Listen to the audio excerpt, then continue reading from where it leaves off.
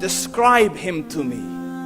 And Muslims, look at the description of your Rasul. And for some, this would be the first time you hear what your Prophet looked like. I saw a man of striking appearance. ظاهر الوضاء أبلج الوجه, radiant face, حسن الخلق, beautifully created. لم تعبه الثجلة, his belly wasn't protruding. ولم تزر به السعلة, nor was his head disproportionate and small.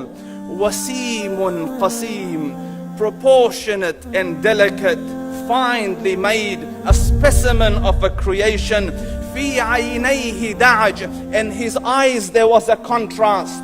The dark was immensely dark, the white was excessively white.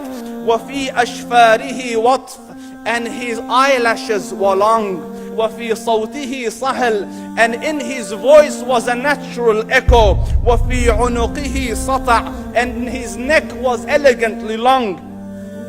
وفي لحيته كثاثة, his beard was full and thick. أزج أقرن, his eyebrows were arched, but they were not joined, it was separated.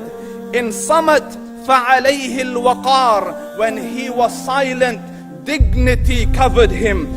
وإن تكلم سماه وعلاه البهاء, and when he spoke it was audible and clear, almost commanding and overtaking.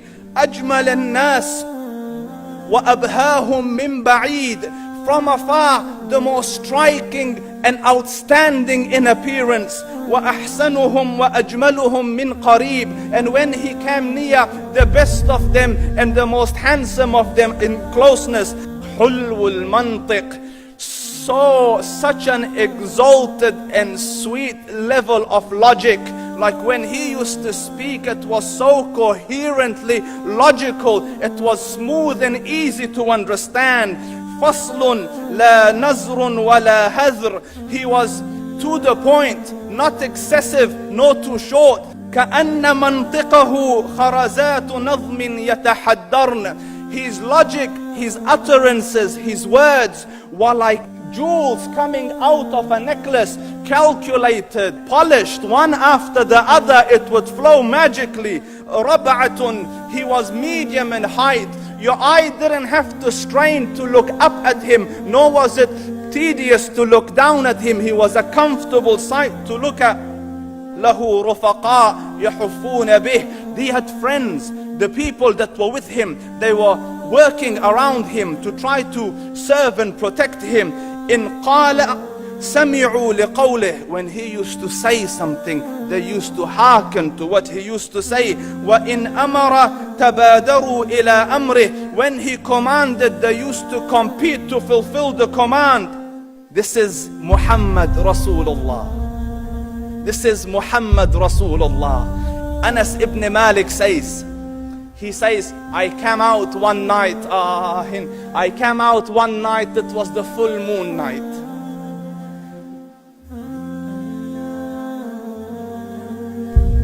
And I looked at the moon, and in the desert, understand, the moon is an awesome sight. It is smooth, it is radiant, it is clear, it is gentle compared to the scorching sun at which they are used to. So the moon was the epitome of beauty. So he says, I came out at a full moon night and I looked at the moon and I saw it beautiful, handsome. So I said, let me go see if the moon is more handsome or my Prophet is more handsome. Let me see if that is more beautiful or the Prophet is more beautiful. So I went and I saw him standing afar.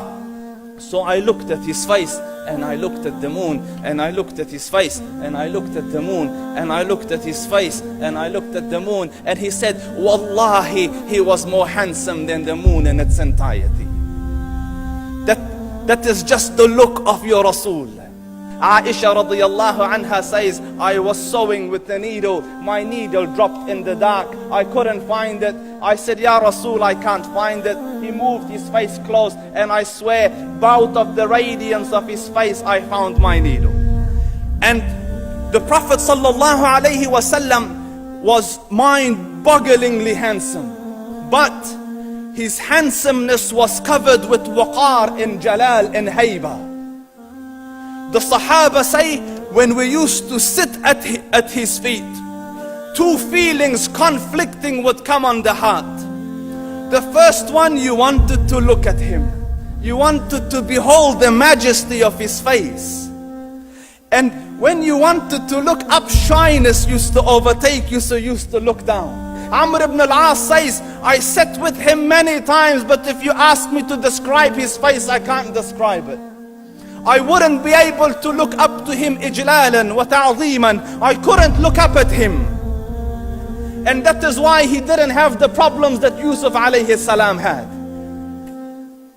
Because it was difficult to penetrate the awe and the splendor of the Rasul.